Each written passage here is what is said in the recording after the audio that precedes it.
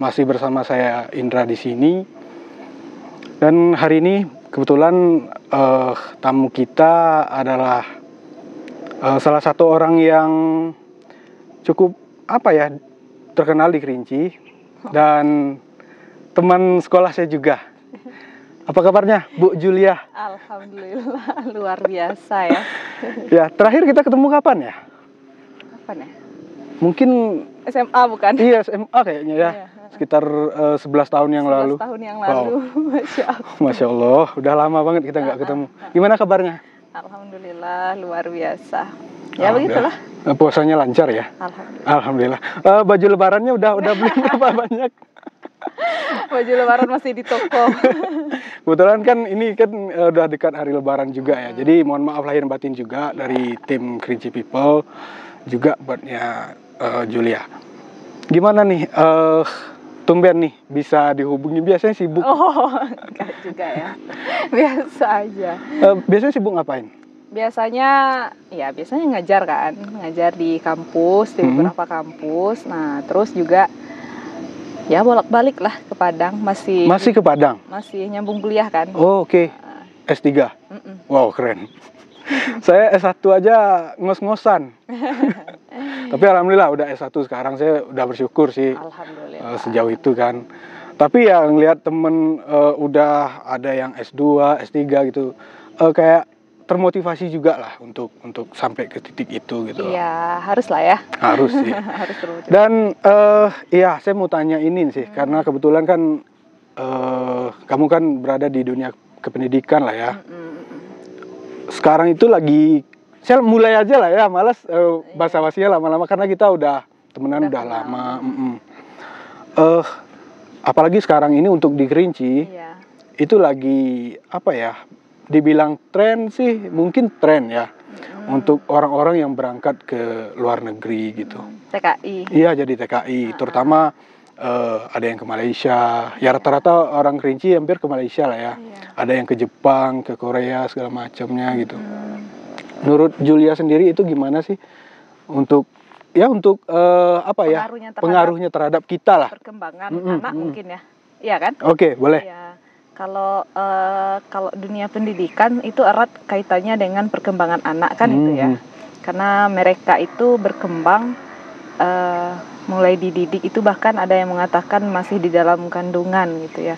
Tapi ketika orang tuanya katakanlah tidak berada di sisi anak, kalau di sekolah kan, kalau di rapor siswa itu kan ada orang tua atau wali. Benar. Nah, berarti ada orang tua atau ada wali. Kalau tidak ada orang tua berarti ada walinya. Nah, wali ini bisa siapa saja yang mengasuh si anak ini kan. Bisa dari pamannya, bisa dari nenek kakeknya gitu ya.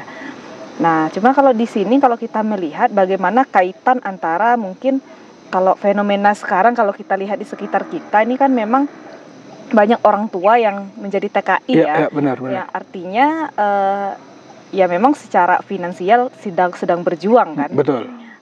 Tapi dengan kenyataan itu memang harus ada sesuatu yang dikorbankan. Artinya benar. Waktu bersama anak-anak, bagaimana perkembangan anak. Iya, melihat tumbuh kembangnya. Itu pasti menjadi sesuatu yang dilema. Kalau tetap mau melihat tumbuh kembang anak, ya otomatis secara finansial mungkin cukup gitu ya. Kalau ingin sesuatu yang berlebih mungkin ya harus dikorbankan waktu bersama si anak-anak ini gitu. Nah, bagaimana kaitannya ketika anak ini ditinggalkan kan itu ya? Iya. Nah. Kan banyak tuh kayak saya pernah, walaupun saya pernah sebentar ngajar di sekolah kan. Iya, benar. Jadi waktu saya ngajar di sekolah itu saya sempat bikin kayak semacam angket gitu, bukan angket sih, keluh kesahnya gitu. Jadi mereka ini apa sih yang mereka inginkan gitu, dan segala macamnya, keseharian mereka tuh gimana. Dan rata-rata ada yang ngomong, dan yang paling saya ingat itu ada yang ngomong gini, saya di rumah ngurus diri sendiri gitu ya.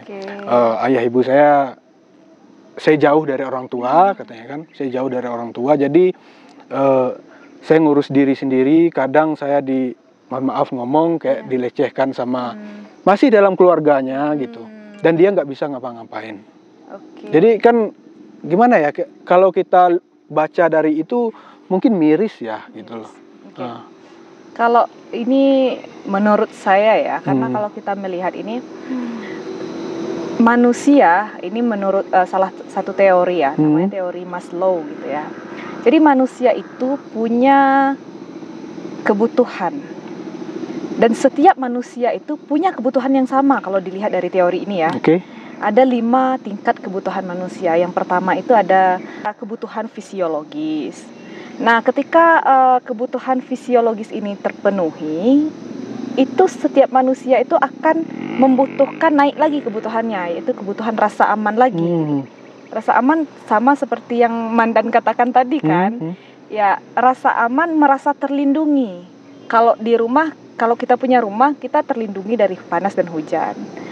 Kemudian ada yang dilecehkan, berarti mereka merasa tidak dilindungi saat itu karena keberadaan orang tuanya yang tidak ada. Tidak kan? ada, benar. Nah, kan seperti itu ya.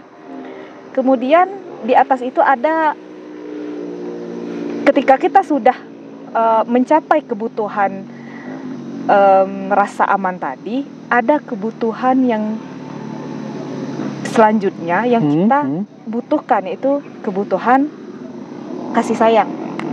Nah, di sini ya.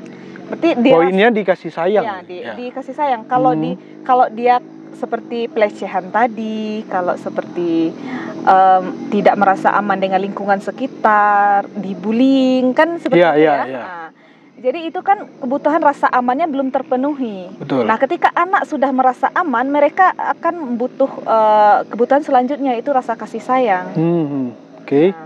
Nah, di sini kita kan tidak berbicara tentang orang tua saja ya, tapi pengasuh. Wali tadi. Ya. Karena ya orang tua udah pasti nggak bisa secara full mengawasi anak. Memberikan kasih sayangnya. Kan tidak bisa secara full ya.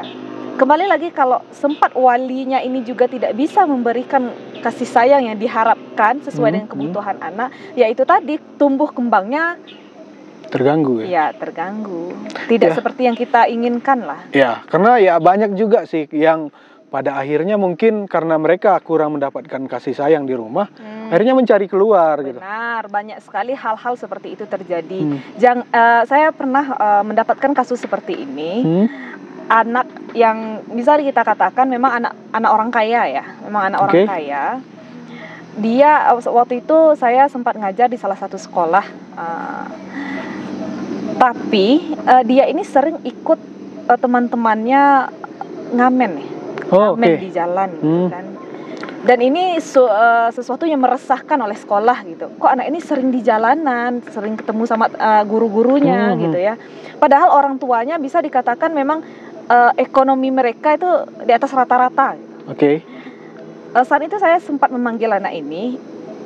Saya coba tanyakan apa hal yang kira-kira menurut dia, ya kalau terkait kebutuhan semuanya secara finansial nggak ada yang kurang. Nggak ada yang nggak terpenuhi ya.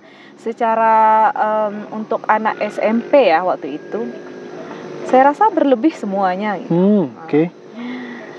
Ketika saya tanyakan, dia menyampaikan seperti ini. Jadi gini Bu, bukannya apa? Saya ikut dengan teman-teman saya tuh karena saya merasa nyaman di situ gitu ya. Karena kalau pulang ke rumah, pulang sekolah, nggak ada orang di rumah Bu katanya. Terus kalau ketemu orang tua kapan? Kadang pagi sebelum berangkat. Itu pun kalau ada. Kadang-kadang kalau ayah tuh memang palingan memang seminggu sekali. Itu pun kalau ada di akhir minggu. Kadang saya berangkat ke sekolah, ayah sudah berangkat kerja. Saya pulang, nggak ada orang di rumah. Saya udah tidur baru orang tua pulang. Jadi polanya terus seperti itu. Dan ya saya tentu main dengan teman-teman. Dan saya melihat di sini sebagai seorang guru waktu itu ya. Sebenarnya anak ini membutuhkan kebutuhan yang selanjutnya, kebutuhan dihargai, diakui. Benar. Ketika dia tidak mendapatkan di orang tuanya, tentu dia mencari lingkungan di mana ia bisa diterima dan dihargai. Kan itu ya. Jadi apapun lingkungannya, dimanapun itu, ini yang kadang-kadang ya dalam tanda kutip remaja ya, karena mereka ya seperti kita ketahui mereka punya energi yang berlebih yang harus dilepaskan. Mereka akan mencari tempat di mana mereka akan menyalurkan energi itu, tidak peduli itu di mana. Nah, di sana kadang-kadang ya sering kenakalan remaja karena memang kebutuhan mereka di rumah tidak terpenuhi. Tidak terpenuhi, benar. Iya. Jadi itu. Jadi ya kayak saya pernah dengar juga kan. Itu bukan dengar sih. Ini lebih tepatnya saya nonton. Jadi ada salah satu video YouTube channel gitu kan. Itu membahas sebenarnya channel mereka ini horor. Iya, benar. Channel horor gitu kan. Terus membahas di sini pernah ada kejadian katanya, anak meninggal, perempuan katanya kan. Dan mohon maaf bilang katanya itu anak pang katanya. Orang tuanya mereka ini anak kaya katanya. Tapi terjerumus ke pertemanan yang salah katanya. Jadi dia berteman dengan anak pang, kemudian oknum temannya ini membawa ke salah satu tempat kosong. Terus ya namanya ya biar enak kita nyebutnya. Diperkusi lah kita nyebutnya. Di rame-rame. Terus si anak ini perempuan ya? Anak ini perempuan. Terus ini anak akhirnya mendapatkan satu penyakit. Satu virus yang disebarkan oleh teman-temannya ini. Ya. Dan akhirnya meninggal. Ini kan apa ya? Bisa dibilang ini kan kurangnya pengawasan dari orang tua juga gitu. Ya, artinya seperti ini. Kalau kita melihat hal-hal yang seperti itu terkait juga dengan perkembangan sosial emosional anak kan. Berarti perkembangan sosialnya jadi tidak bagus kan karena rasa kasih sayang, rasa aman juga rasa dihargai di keluarga itu tidak dia dapatkan. Sebenarnya untuk orang tua sendiri nih, itu harusnya gimana sih? Kan ya oke lah kalau orang tuanya dekat dengan dia, istilahnya dalam artian dekat itu ya masih satu rumah gitu kan, itu masih bisa lah untuk ya dikasih tahu misalnya. Tapi kalau orang tuanya jauh gitu. Ya seperti apa ya? Iya. Kalau kita melihat di sini karena kita tadi bahasnya satu teori ya. Kalau menurut saya orang tua itu harus mengerti dan paham akan kebutuhan anak. Itu yang paling penting. Mulai dari fisiologisnya tadi ya, ya secara fisik dia makan, dia minum dan segala macam. Rasa aman ya mungkin kalau di tempat kita ini kalau rumah mungkin nggak terlalu ini ya. Hampir setiap kakak itu ada semua gitu ya. Untuk rasa amannya, kemudian kasih sayangnya. Nah, kasih sayang ini sini dengan media dengan teknologi sekarang ini sebenarnya itu kan salah satu wadah ya, salah satu hal yang bisa kita gunakan untuk menyambung komunikasi ya. Mungkin komunikasi ini yang sangat penting kalau untuk kasih sayang. Nah, benar ya sih, komunikasi. Mungkin ada anak ya seperti kasus yang saya ceritakan tadi, ya orang tuanya masih satu rumah dengan anaknya, tapi komunikasinya yang kurang. Nah, tapi ada juga kita lihat anak-anak yang mungkin orang tua mereka entah itu jauh, merantau atau di mana, tetapi mereka merasa dekat dengan orang tuanya. Iya. Nah, itu sih gimana supaya walaupun orang tuanya jauh ataupun orang tuanya kerja, tapi si anak ini tetap bisa mendapatkan perhatian dari orang tuanya. Kalau menurut saya ya, ini harus ada kolaborasi. Kolaborasi antara orang tua. Otomatis kalau orang tuanya tidak di sini, berarti ada walinya dong. Iya, benar. Berarti kolaborasi antara orang tua, wali, dan pihak sekolah. Ya tentunya tidak lepas dari lingkungan masyarakat lah ya. Tapi yang paling penting itu kalau menurut saya itu orang tua sama walinya. Nah, karena yang melihat bagaimana anak sehari-hari di rumah, apa yang dilakukan, jam berapa mereka pulang, itu walinya kan. Iya, benar. Otomatis orang tuanya harus bekerja sama dengan walinya. Bagaimana karakter si anak, apa yang dilakukannya, siapa teman-temannya, bagaimana karakter teman-temannya, itu perlu diketahui sama orang tuanya. Ya, ini situasi di mana memang tadi dilema ya, tidak kita tinggalkan anak secara ekonomi kurang gitu. Tapi kalau anak kita tinggalkan, otomatis waktu untuk bersama anak tidak ada gitu. Tapi bisa kita akali dengan cara yang begitu, tetap mengontrol anak dengan komunikasi gitu. Jadi kalau ini kita lah itu untuk kasus yang orang tuanya di luar gitu kan. Kalau misalnya ini anak kan otomatis sekolah dong ya kan.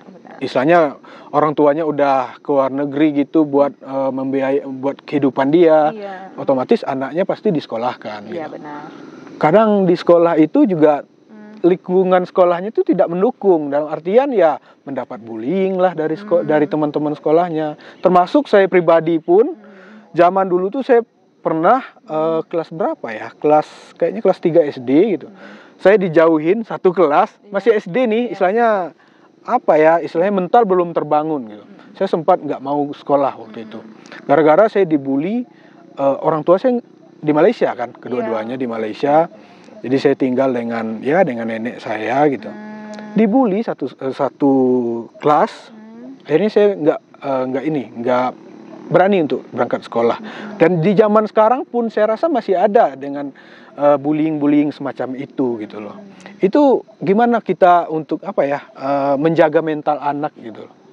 Ya, jadi bullying ini kalau di tempat kita sendiri, kalau di sini ya, itu sepertinya sudah menjadi sesuatu yang viral dalam 6 bulan terakhir ini, selalu viral kan, apalagi di usia sekolah, remaja kan. Beberapa kali memang viral itu fenomena-fenomena yang dilakukan oleh anak-anak usia remaja. Yang ini yang sangat kita sayangkan ya. Kalau untuk bullying sendiri, itu kan dampaknya sangat banyak ya. Sangat banyak dampaknya, dan itu dampaknya yang negatif. Nah itu dampaknya kan lumayan banyak. Gitu. Jadi peran bukan peran orang tua aja sih, tapi ke lingkungan. Gimana kita, mungkin guru juga nih, gimana supaya sekolah ini menjadi lingkungan yang aman. Jadi seperti ini, kalau bullying ini kan bahasa yang memang tren saat ini. Iya benar. Kalau dari dulu sudah terjadi. Dari kapan-kapan? Benar. Dari masa lalu, beberapa tahun yang lalu, beratusan tahun yang lalu, memang terjadi. Tapi memang tren bahasanya bullying saat ini. Dulu ada perundungan, ada tawuran, gitu kan. Ya, yang perlu kita pahami di sini, bullying itu sendiri itu kan perilaku agresif yang tujuannya memang menyakiti si korban, baik itu secara fisik ataupun secara psikologis, kan seperti itu. Hal ini sering tidak disadari oleh anak-anak, sehingga hal itu terjadi berulang kali. Kemudian hal ini tidak berani dibicarakan oleh anak-anak, baik itu kepada orang tuanya, baik itu kepada guru-gurunya, karena bisa menjadi sesuatu yang memalukan. Ya, apalagi ya, bullying ini kan ada secara verbal, secara fisik, media sosial, gitu ya. Kalau secara verbal itu kan tujuan si pelaku ini kan ya mempermalukan, menjatuhkan, gitu ya. Mengatakan sesuatu yang tidak senonoh, bahkan melakukan pelecehan seksual. Melecehkan suatu bagian tubuh yang tidak disenangi oleh si korban. Kan itu kan sering terjadi kan di sekolah seperti itu. Nah, anak-anak ini mereka tidak berani untuk speak up. Mereka tidak berani mengatakan kepada gurunya karena malu bagi mereka gitu. Mereka tidak berani mengatakan kepada orang tuanya. Nah, hal ini yang sebenarnya yang harus, ini sudah menjadi kebutuhan ya. Ini sudah menjadi kebutuhan peserta didik di sekolah.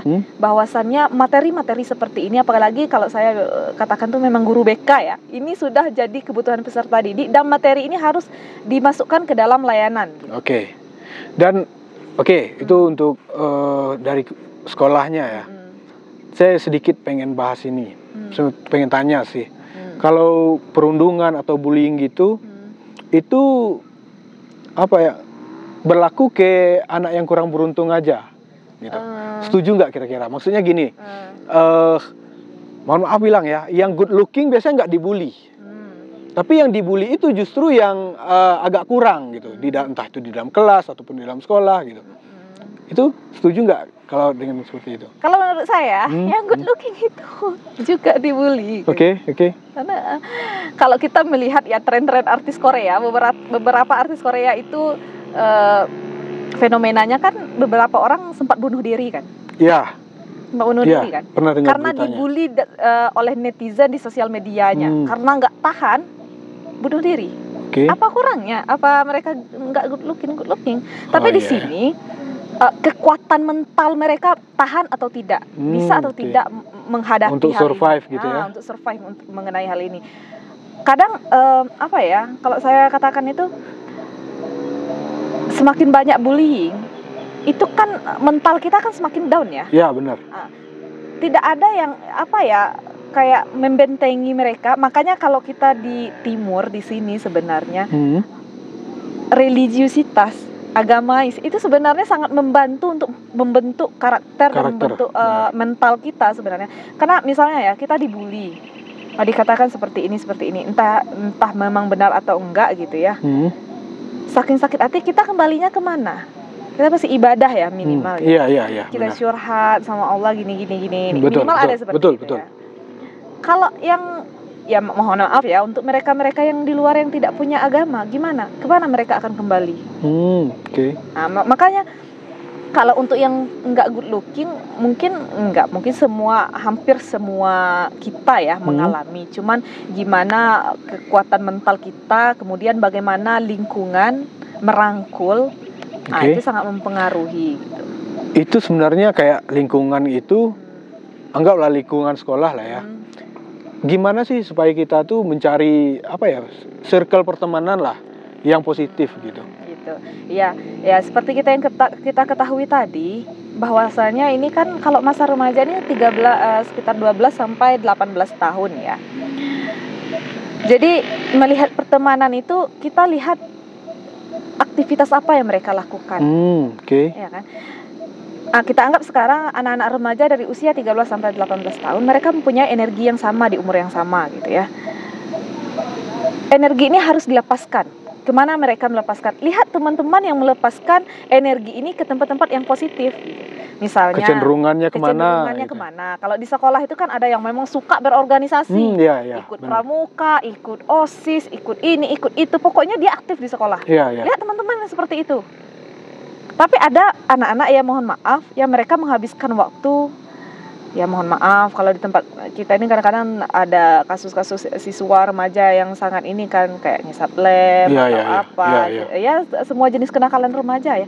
Mereka melakukan hal-hal yang negatif. Seorang anak, inilah tugas orang tua dengan guru. Kemana kita akan mengarahkan energi si anak ini? Kalau seumpamanya ini anak udah terjerumus nih gitu, masih bisa dibentuk nggak? Ini kan kuratif ya, istilahnya memang kalau tadi kita bercerita itu kan sifatnya preventif, artinya untuk pencegahan, jangan sampai terjadi. Ini bagaimana ceritanya? Ini anak udah terjadi, terjerumus ini gitu. Terjerumus, apakah bisa kita kasih pertolongan atau apa? Ya.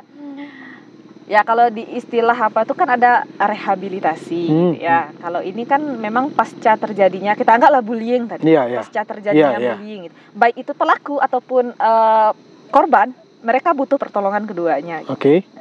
Karena si korban apalagi gitu ya, mentalnya harus dibenahi gitu. Kepercayaan dirinya harus ditingkatkan. Gimana membangun kepercayaan dirinya tersebut gitu. Mungkin salah satunya kalau untuk membangun kepercayaan dirinya kembali, ya guru, orang tua tuh harus pandai menemukan kelebihan si anak ini. Dan itu yang akan kita tonjolkan kembali gitu. Kita arahkan kembali gitu. Kalau memang lingkungan, ya mohon maaf sekolah itu tidak bagus, silakan, kan keputusan ada sama orang tua, bisa dipindahkan atau seperti apa. Tapi kalau mereka tetap ingin di sekolah yang sama, itu tidak apa-apa juga sebenarnya. Bagaimana mereka tetap membentengi diri, itu malah semakin mentalnya akan semakin terbentuk gitu ya. Terbangun gitu ya. Tapi kalau untuk yang si pelaku, kalau sempat si pelaku ini kita biarkan, ya artinya anak remaja, anak yang di bawah umur, kita biarkan mereka melakukan hal itu berkali-kali, berulang kali, tidak ada tindakan, itu tidak tertutup kemungkinan akan melakukan hal yang sama. Betul. Nah itu tadi istilahnya supaya nggak terulang lagi. Supaya nggak terulang lagi, maka hal yang bisa kita lakukan kalau menurut saya di sini memang merangkul mereka. Nah, apa sih yang membuat mereka bisa menjadi seperti itu? Kan tidak tertutup kemungkinan di setiap sekolah. Kalau kita sekarang guru BK semua ada, psikolog saya rasa ada juga kan di tempat ada, pasti ada. Pasti kan ada. Di sekolah pun pasti ada. Maka anak sudah butuh itu gitu. Apa sih yang melatar belakangi mereka menjadi seperti itu? Karena mohon maaf, ketika masa-masa emas mereka, pada masa golden age-nya itu, mereka menyaksikan orang tua bertengkar di rumah, itu akan masuk ke alam bawah sadar mereka, dan mereka akan melakukannya di umur keberapa kita nggak tahu. Iya, benar-benar. Karena melakukan kekerasan lagi gitu kan, karena mereka melihat dan belajar dari sana. Seperti yang kita ketahui, belajar itu kan dari yang tidak tahu menjadi tahu, jadi yang tidak bisa menjadi bisa. Apa yang mereka lihat kan itu yang mereka tiru gitu. Jadi memang di situ harus ada rangkulan lah. Tapi mohon maaf, yang kita lihat di masyarakat ini kan orang tua malah memarahi anak. Betul. Jadi kan, saya pernah dengar gini ya, mungkin setuju atau enggak gitu. Ada satu anak tiduran di rumah, enggak udah gede gitu kan. Dia berhenti kerja, kamu kok berhenti kerja, mau jadi apa kamu kan gitu. Tapi saya pernah dengar ada seharusnya orang tua jangan ngomong gitu katanya. Harusnya ya udah kamu berhenti kerja, yang penting kamu sukses aja udah, katanya gitu kan.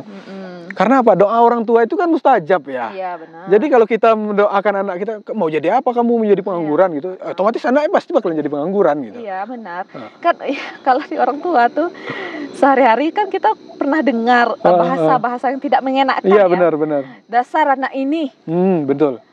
Dasar anak nakal. Iya, nakal lah dia jadinya. Gitu. Iya. Harusnya orang tua mendoakan yang baik-baik ya. Anak pintar, kita akan setelah ini rencana kita apa lagi? Kita akan kemana lagi? Belajarnya yang bagus. Saya setuju kayak ini misalnya, jangan ke sana, di sana ada perampok. Daripada kita ngomong kayak gitu, mending menurut saya jangan ke sana, daripada ke sana mending ke sini gitu. Jadi diberikan solusi daripada kita melarang tanpa memberikan solusi, mending berikan solusi yang lain. Benar. Saya punya ini ya saya lihat ya di lingkungan saya adalah seorang orang tua yang orang tua muda, ibu-ibu muda ya, memang punya anak gitu. Dia nggak mau anaknya melakukan sesuatu yang tidak dia suka, terus dia bilang gini, jangan ke situ, nanti ada hantu. Jangan ke situ, nanti ada perampok. Anaknya jadi penakut. Betul. Akhirnya dia tidak berani. Ketika orang rame dia ketakutan, diambil sama siapapun ketakutan, ke sana dia takut, karena sudah terbangun nilai-nilai yang kurang jelas tadi kan. Akhirnya apa? Orang tua mau kerja aja nggak bisa karena dia takut ditinggal. Siapa yang terbebani? Kan kita juga. Iya, benar. Iya kan? Terus fenomena lain kan ini sering ya anak-anak itu kayak kejedot tembok gitu atau kejedot lemari gitu. Orang tua tuh sering kali menyalahkan lemari atau temboknya. Iya. Wis tembok ini. Iya, benar. Iya, benar. Sebenarnya kalau kita lihat secara psikologis, apa untungnya menyalahkan lemari ini saat itu ya? Cuman supaya anak nggak nangis gitu. Oh udah, ini lemari ini yang salah gitu, tembok ini yang salah. Sebenarnya kalau kita melihat lebih jauh, udahlah ambil anaknya, udah nggak apa-apa, yang mana sakit nggak apa-apa. Ketika mereka beranjak tumbuh dewasa atau remaja, mereka akan terbiasa apabila sesuatu terjadi pada dirinya, mereka akan cepat, oh ya udah nggak apa-apa. Saya pernah dengar gini, Julia. Ada salah satu orang tua ini di lingkungan saya lah ya, anaknya jatuh. Diketawain sama orang tuanya. Udah bangun. Saya dalam hati saya kok nggak ditolongin gitu. Saya sempat nanya kan ke orang tua, kok nggak ditolongin Pak, ini kan dia nangis ini. Enggak katanya. Nanti kalau saya tolongin dia akan manja katanya. Nah, jadi saya pengennya dia tuh dari kecil tuh udah terbangun, kalau jatuh ya udah jatuh. Iya, benar. Bawa happy aja katanya. Iya, benar. Nah, gitu katanya. Iya, benar ya, seperti itu. Kalau saya setuju juga sih seperti itu. Selagi itu tidak berbahaya untuk anak, ya udah gitu, nggak apa-apa, bangunlah, gitu. Santai aja gitu bawaannya. Kenapa harus seperti itu? Gitu. Itu kan ekspresi yang menunjukkan supaya anak ini ketakutan dari yang tidak sakit itu bisa menjadi sakit. Iya, benar. Udah nggak apa-apa, udah bangun aja nggak apa-apa. Selagi itu bukan bahaya ya, kecuali misalnya anak-anak yang ini kan sering anak kecil nih pegang-pegang pisau ya. Oh iya. Kalau orang tua kalau yang menurut saya ya ideal ya udah pinjam aja pisaunya, nanti ya luka dan apa. Jangan nggak usah teriak-teriak. Itu kan orang tua sering yang kayak. Iya, benar. Sering. Jangan gitu. Iya. Apa seperti itu gitu. Itu kan membuat mental si anak ini ya jadi down, membentuk rasa takut sama si anak ini. Yang kita takutkan nanti ketika ia tumbuh menjadi remaja, dewasa, mereka ketakutan untuk memperjuangkan haknya gitu.